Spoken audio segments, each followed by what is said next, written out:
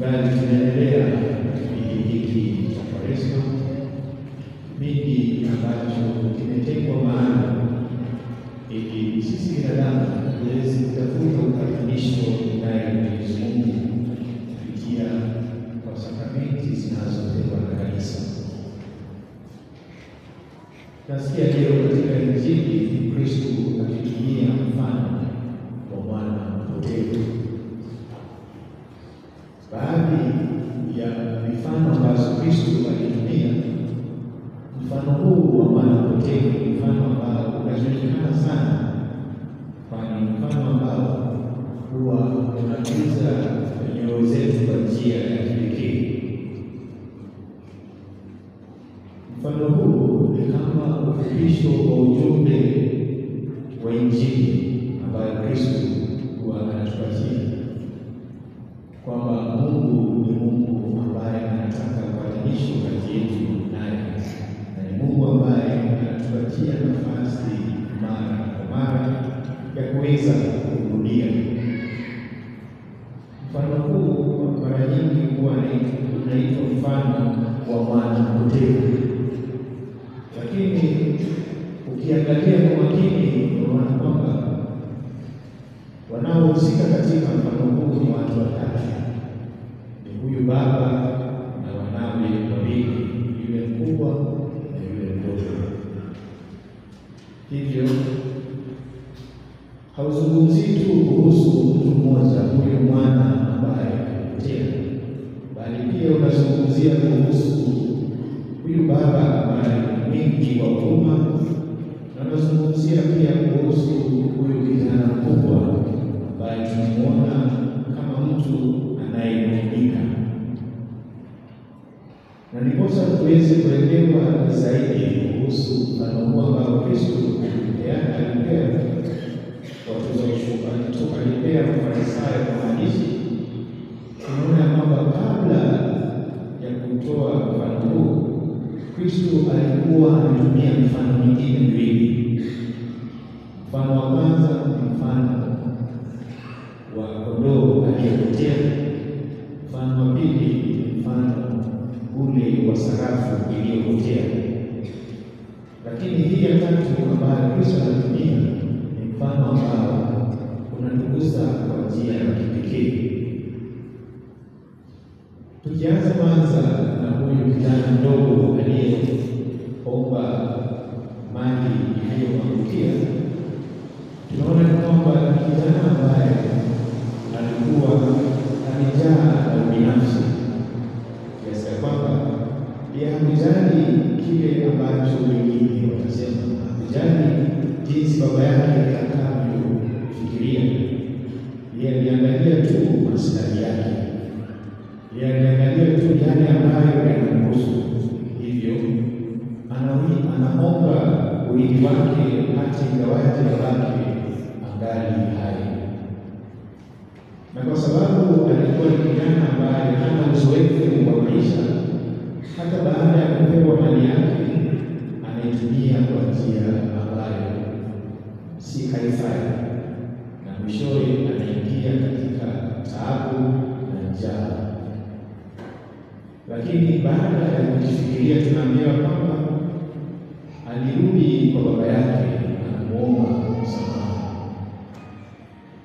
Kijana huyu mdogo mara nyingi huwa anafananishwa na sisi wenyewe mara kwa mara, kwani mvuto wa dhambi ambayo huwa inatukuta kila mara na tufananisha na huyu kijana ambaye anaangalia tu maslahi yake bila kuangalia yale ambayo yatakuza baadaye. Wakati ambapo tunavutiwa kutenda maovu, huwa tunadhani kwamba uovu ule utatusaidia kwa njia moja au nyingine. Huyo kijana alidhani kwamba kwa sababu sasa anapata mali yake, basi yeye hana haja tena ya kukaa chini ya ulinzi wa babake. Hivyo anajiondoa katika baraka ambazo zinatokana na baba yake.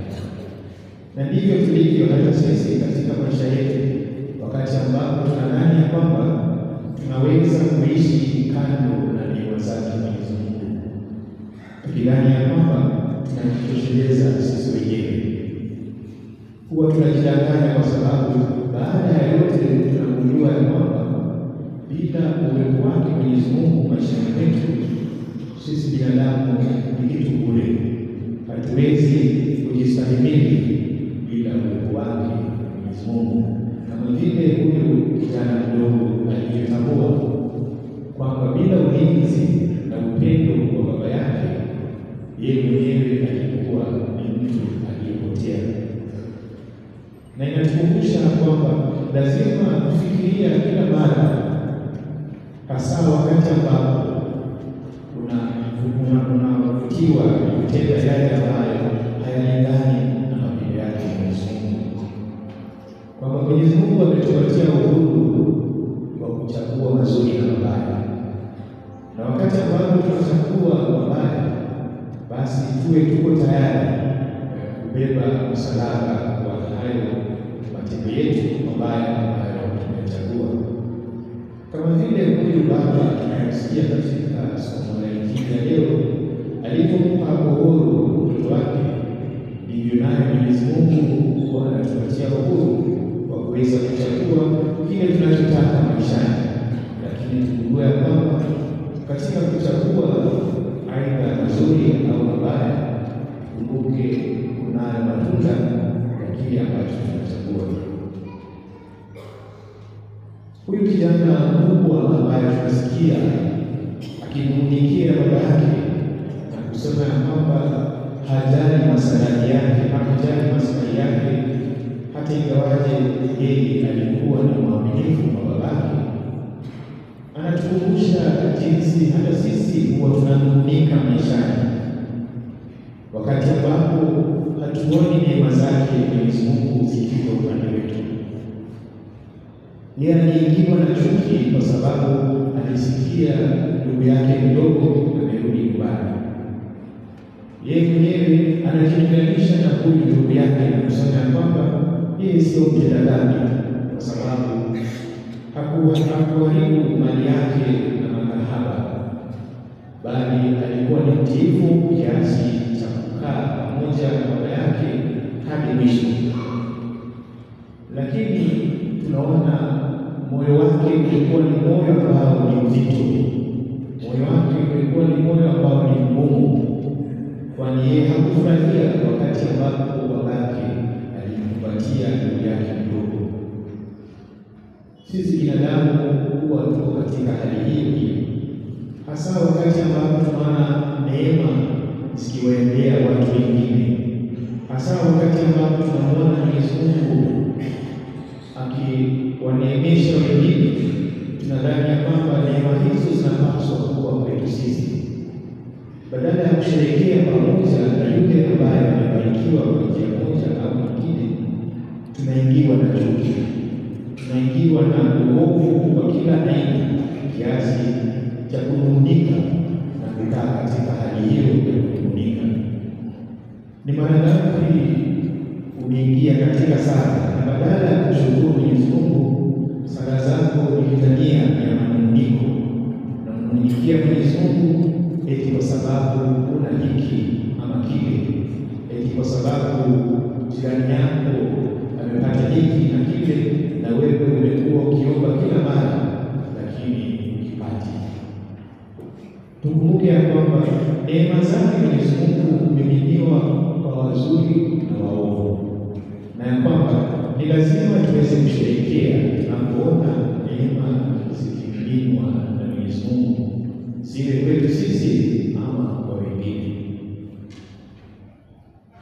Mtu wa mwisho ambaye tunasikia katika Injili hii ni huyu baba ambaye ni mwingi wa upendo na mwingi pia wa huruma, kwamba yeye hakuwaruhusu ama hakumruhusu yule mdogo, kijana mdogo, kile alichotaka, na pia hakuruhusu huyu kijana mkubwa kubaki katika hali hiyo ya kunung'unika, bali wote walikumbatia kwa namna tofauti.